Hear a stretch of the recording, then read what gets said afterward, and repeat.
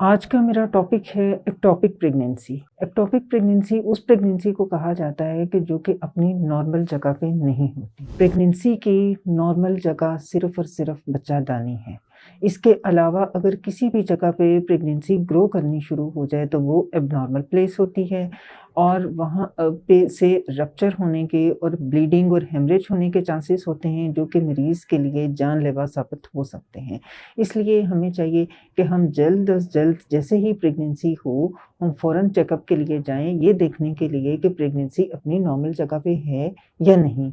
अगर abnormal place पे हो, तो उसकी ट्रीटमेंट मेडिसिन से बिल्कुल शुरू की स्टेज में अगर डिटेक्ट हो जाए कि प्रेगनेंसी एब्नॉर्मल जगह पे है, तो उसकी मेडिसिन से ट्रीटमेंट हो सकती है।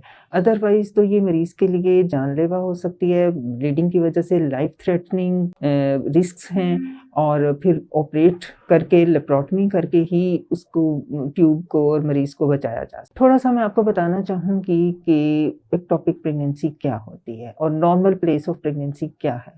नॉर्मल प्लेस बच्चादानी के अंदर है। फीमेल के एग्स और मेल के स्पर्म्स का मिलाप जो है वो ट्यूब्स में होता है।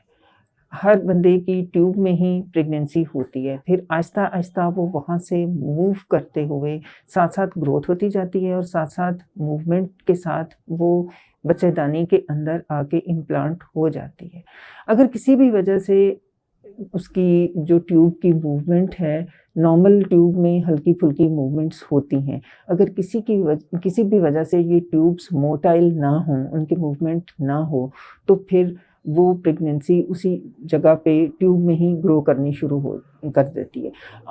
ऑल्दो और भी जगहों पे भी एब्डोमेन में ट्यूब के मुख्तलिफ हिस्सों में और पेट में भी प्रेगनेंसी हो सकती है, एक्टोपिक प्रेगनेंसी, लेकिन ज़्यादा जो कॉमन प्लेस है वो ट्यूब ही है।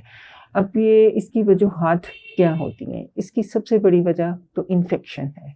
इन्फेक्शन की वजह से ट्यूब्स की मोटिलिटी कम हो जाती है। अगर एंडोमेट्रियोसिस हो तो उसकी वजह से भी हो सकती है। अगर पेशेंट की प्रीवियस हिस्ट्री ट्यूबरकुलोसिस की हो तो उसकी वजह से भी हो सकती है।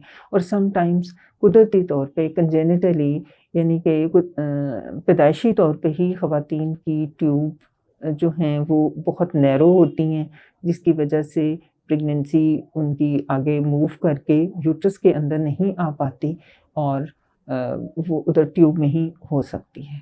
इसका जो इलाज है वो इनिशियली हम एक इंजेक्शन लगाते हैं, शुरू की स्टेज में ही पता लग जाए तो उसका इंजेक्शंस के ज़रिए इलाज किया जाता है जिससे वो अंदर ही अंदर प्रेगनेंसी ख़त्म हो जाती है।